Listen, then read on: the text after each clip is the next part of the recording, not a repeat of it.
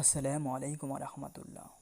শুভ শিক্ষার্থী, আজ আমরা ইংলিশ রিডিং স্কিল অনার্স প্রথম বর্ষ এই সাবজেক্টের উপর আমরা কোশ্চেন প্যাটার্ন নিয়ে আলোচনা করব। অর্থাৎ ইংলিশ রিডিং স্কিল এই সাবজেক্টের বিগত সালগুলোতে কোন ক্যাটাগরিতে প্রশ্ন হয়েছে এবং তোমাদের পরীক্ষায় ইংলিশ রিডিং স্কিলে কোন পার্টে কত নম্বর থাকবে তার বিস্তারিত আলোচনা করব। অর্থাৎ আমরা আজকের এই ভিডিওটিতে আলোচনা করার চেষ্টা করব ইংলিশ রিডিং স্কিলে কিভাবে সর্বোচ্চ মার্ক পাওয়া যায়, কোন পদ্ধতি অ্যাপ্লাই করলে কিভাবে তোমরা পড়াশোনা করলে ইংলিশ রিডিং স্কিলে পরিপূর্ণ ভালো একটা মার্কস পাবে তা নিয়ে আজকের এই ভিডিওটিতে আলোচনা করা হবে। তোমরা হয়তো সবাই জানো ইংলিশ রিডিং স্কিলে মোট 3টা পার্ট বা বিভাগ থাকে, যার মধ্যে পার্ট এ, পার্ট বি এবং পার্ট সি। এই 3টা পার্টে মোট 80 নম্বরের কোশ্চেন করা হয়ে থাকে। 100 নম্বরের মধ্যে 80 নম্বর পার্ট এ বি সিতে থাকে আর 20 নম্বর ইনকোর্স পরীক্ষার জন্য থাকে। ইংলিশ রিডিং স্কিলে পার্ট এ সম্পর্কে আমরা বিস্তারিত এখন আলোচনা করব।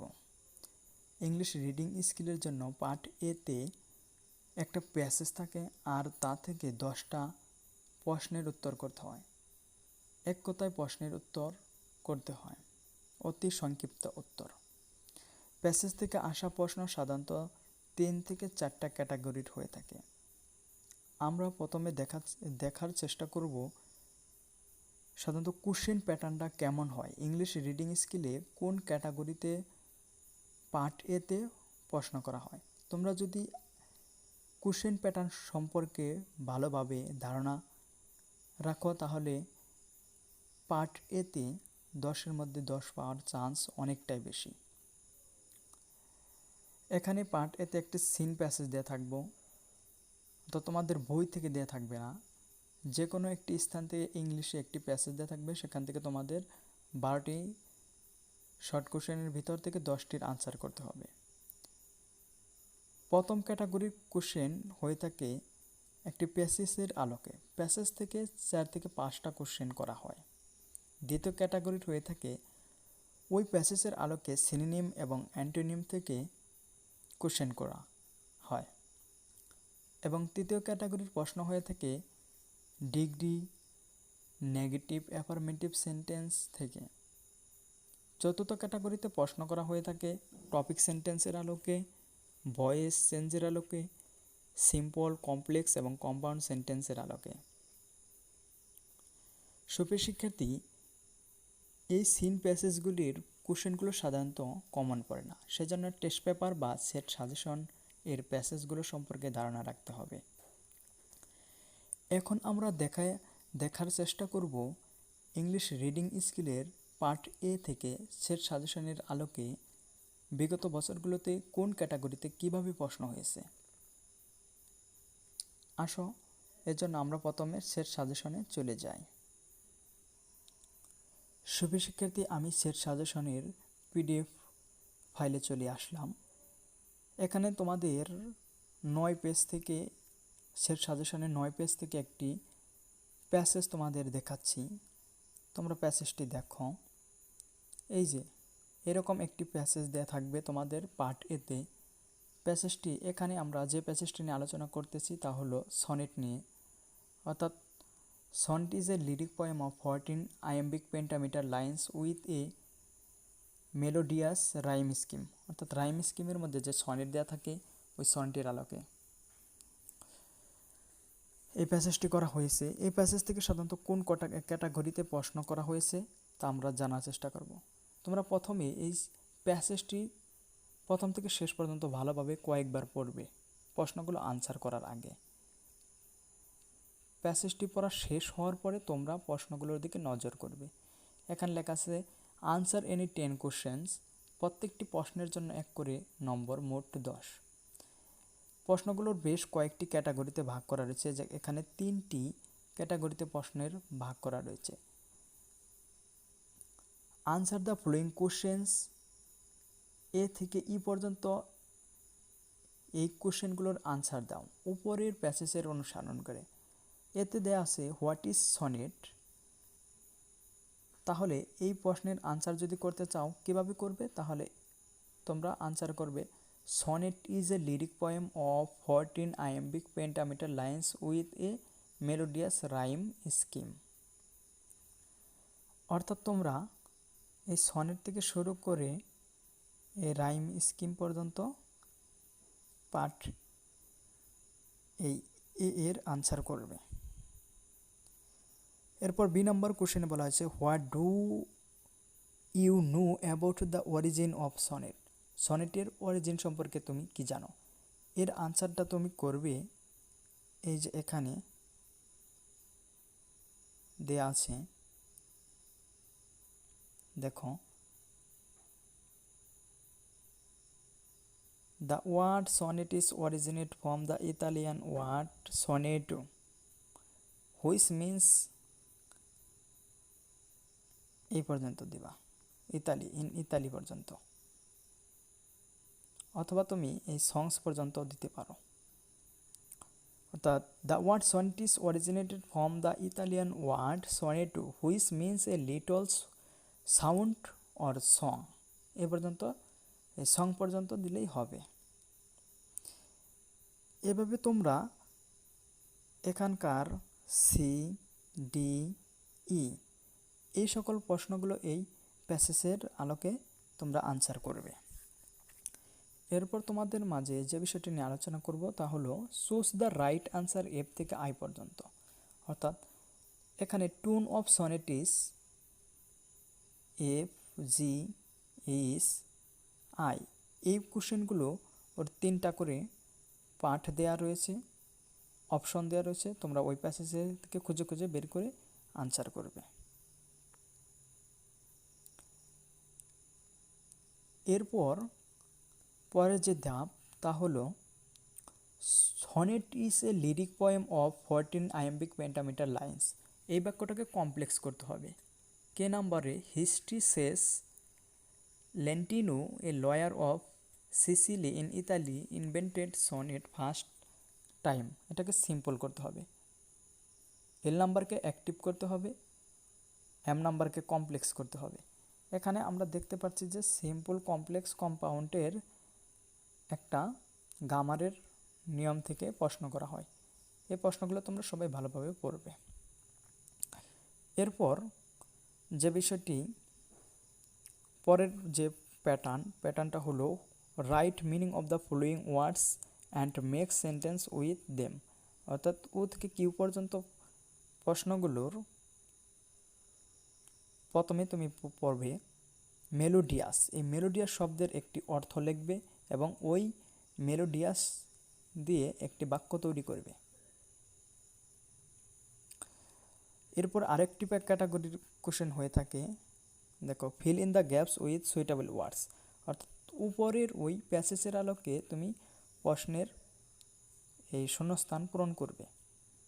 Italian word sonetto is one of origin of.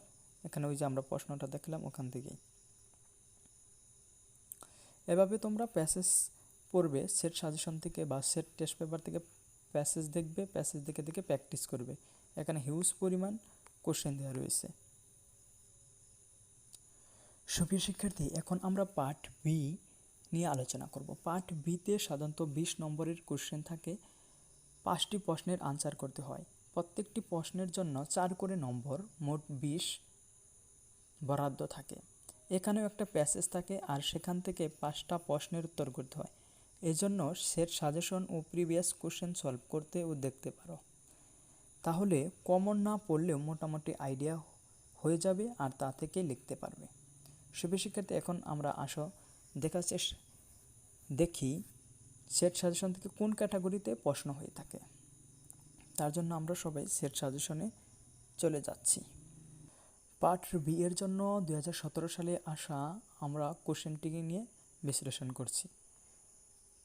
2017 সালে কোশ্চেনটি ছিল language is a way of communicate with each other. এই প্যাসেজের আলোকে, অর্থাৎ ল্যাঙ্গুয়েজ সম্পর্কে পার্ট বিতে একটি প্যাসেজ দেওয়া হয়েছিল ল্যাঙ্গুয়েজ কমিউনিকেশন সম্পর্কে, আর সেখান থেকে কোশ্চেন করা হয়েছিল। 7টা কোশ্চেনের মধ্যে থেকে 5টা কোশ্চেনের আনসার করতে হয়। কোশ্চেনগুলো হয়েছিল, what is the problem of immigrant of about language. অর্থাৎ এই যে প্রশ্নটা, এই প্রশ্নটা সম্পর্কে মোটামুটি 2 থেকে 3 পেজ লিখতে হবে তোমাদের প্যাসেজের আলোকে। এটি সহজ, এই পার্ট বি এর কোশ্চেনের আনসার করা সবচেয়ে সহজ। এখান থেকে 20-এর মধ্যে 13 থেকে 14 মার্ক তোলা খুবই সহজ। তোমরা সবাই ভালোভাবে এভাবে পড়বে। বি নাম্বারে দেওয়া আছে, what happened in America regarding success. এই প্রশ্নের আনসার করবে। তারপরে আবার দিছে হোয়াই, কেন। What was the outcome of this situation, এই পরিস্থিতি কীভাবে তুমি মোকাবেলা করবে। ডি নাম্বার কোশ্চেন ছিল, what was the problem of writer's aunt. রাইটারের আন্টের কি সমস্যা ছিল, প্যাসেজের মধ্যেই আনসার আছে। Why is the second generation get confused. এভাবে সবগুলো প্রশ্নের উত্তর ভালোভাবে পড়বে এবং প্যাসেজ দেখে প্র্যাকটিস করবে, তাহলে ভালো একটি মার্ক পাবে। সব শিক্ষার্থী, এখন আমরা জানার চেষ্টা করব পার্ট সিতে কোন ক্যাটাগরি সাধারণত প্রশ্ন হয়ে থাকে। এজন্য আমরা সিতে দেখতে পাচ্ছি, এই পার্ট সিতে 50 মার্ক থাকে আর প্রশ্ন লিখতে হয় 5টা। একটা কবিতা থাকে আর তা থেকে প্রশ্ন থাকে। কবিতাটা প্রায় ইংলিশ রিডিং স্কিল বই থেকে আসে, তবে এর বাইরে থেকেও আসার সম্ভাবনা রয়েছে। ইংলিশ রিডিং স্কিল এই সাবজেক্টের কবিতা থেকে সাধারণত যে প্রশ্নগুলো করা হয়ে থাকে, 1 নম্বরে রাইম স্কিম, টোন, 3 নম্বরে অথর্স পজিশন, 4 নম্বরে থিম, 5 নম্বরে সামারি, 6 নম্বরে ফিগার্স অফ স্পিচ। এগুলো থেকে প্রায় প্রশ্ন আছে। তাই প্রত্যেকটা কবিতায় এই টপিকগুলো থেকে ধারণা নিতে হবে। তোমরা চাইলে এই টপিক নিয়ে ভিডিও করা যেতে পারে। তোমরা যদি চাও তাহলে আমাদের কমেন্ট করে জানাতে পারো, আমরা এই টপিকগুলো নিয়ে আলাদা আলাদা ভিডিও করব। এখন আমরা দেখব কোন কবিতাগুলো সবচেয়ে most important. Sonnet 18, the good morrow, where is the mind without fear, I wander lonely as a cloud, to autumn, because I could not stop for death, how do I love thee, Ozymandias, when you are old, stopping by woods on a snowy evening, Dover Beach, she dwelt among the untrodden ways, delight in disorder, Aunt Jennifer's tigers. সুপ্রিয় শিক্ষার্থী, এখন আমরা দেখার চেষ্টা করব এই English reading স্কিলে part সিতে কোন ক্যাটাগরিতে প্রশ্ন হয়ে থাকে। তার জন্য আমরা আমাদের সেট সাজেশনে চলে যাচ্ছি। সেট সাজেশনে আমরা 2017 সালের কোশ্চেনটি দেখব। এখানে একটি কবিতার লাইন দেওয়া ছিল, কবিতা দেওয়া আছে, সিজন অফ মিস্ট অ্যান্ড মিলো ফ্রুটফুলনেস। এই কবিতা থেকে কি কি কোশ্চেন এসেছে দেখো। 2017 সালে আসা কোশ্চেনটি এ নাম্বার বলেছিল, explain the central theme of the poem. এই কবিতার লেখে কি কি থিম পাবা, মূল থিমটা লিখতে বলছে। বি নাম্বারে, identify the figure of speech used in this poem. এই কবিতার মধ্যে কী কী ফিগার অফ স্পিচ ব্যবহার করা রয়েছে। 3 number question, what sense are satisfied with the image used in a poem. 4 number question, what sense about the abundance do you get from the poem. E number question, what are the qualities of season autumn found in the poem. F number question, analyze the rhyme scheme of the poem. G number, what is the mood and attitude of the poem. H number, write a summary of the poem. অর্থাৎ এখান থেকে তুমি যদি ভালোভাবে কিছু নিয়ম শিখতে গেলে থিম, এ নম্বর সেন্ট্রাল থিম লিখতে পারবে। এরপর তুমি ফিগার অফ স্পিচ লিখতে পারবে। এরপর এই কবিতার মধ্যে কী কী ইমেজ ব্যবহার করা হয়েছে তা লিখতে পারবে। এই কবিতার মধ্যে রাইম স্কিম কী তা তুমি পারবে। এই কবিতার মধ্যে মুড অ্যান্ড অ্যাটিটিউড কী তা তুমি পারবে। এই কবিতার সামারি পারবে। তাহলে দেখতে পাচ্ছ তুমি 2, 3, 4, 5, 6 6টা প্রশ্নের উত্তর তুমি ইজিলি করতে পারছো।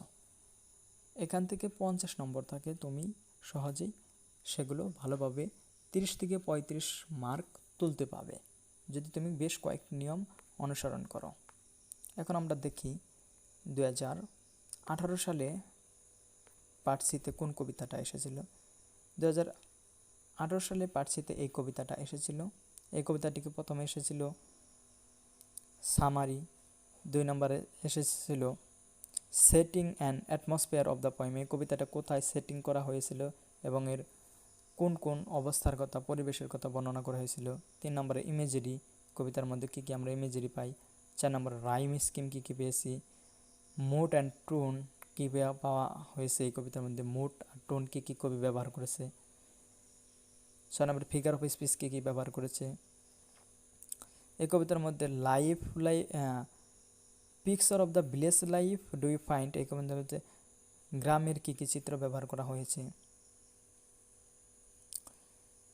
আর এই কবিতার মধ্যে মডেস্ট, পোল্ট, লোড, সোলেম এই শব্দগুলোর দ্বারা কী কী বোঝানো হয়েছে সেগুলোর অর্থ লিখতে বলা হয়েছে। সবে শিক্ষার্থী, তাহলে দেখা যাচ্ছে যে এই কবিতাগুলো যদি তোমরা ভালোভাবে পড়ো তাহলে ভালো একটা মার্কস পাবে। আমরা যদি 2019 সালের পার্ট সিতে যাই তাহলে দেখতে পাবো,